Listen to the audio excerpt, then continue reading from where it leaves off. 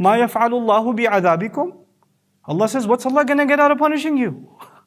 That's what Allah says Himself. What is He in just the business of coming after you? Going at you?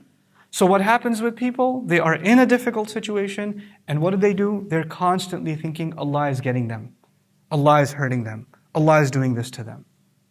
You know, I was reminded by a colleague of mine, when I was coming here to Malaysia, out of nowhere, this has never happened, I developed this crazy bacterial infection thing in my tonsils, and it swelled up, and half of my neck was completely blocked, and I felt like I was drowning in one nostril, and I was still on the plane, and I get halfway through to Abu Dhabi on the way here, I run over to a clinic, and they say, you have to, take these heavy medications. I come here, the recommendation is I should go to surgery. I was like, what is going on? And they even told me this never happens. Like, this is really crazy. In my entire career of 30 years, I've seen like one other case of this. And I'm lying there in the hospital bed waiting for a surgery to take place, and I'm thinking, and I was reminded by a colleague, this is the best place you could have been. Like, there's no better place than this hospital bed for you at this moment. That is Allah's plan for you.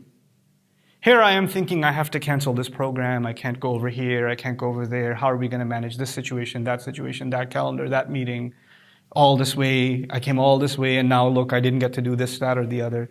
And then all of a sudden, just that little reminder, you're just like, yeah, this is the best place I should be. There's no better place, because this wasn't planned by me, this was planned by Allah Azza wa Jal. This is entirely planned by Allah. We have to have a closeness to Allah that when He plans something for you and me, even when it's painful, He doesn't do it for anything except love. That Allah Azza wa Jal loves His ibad.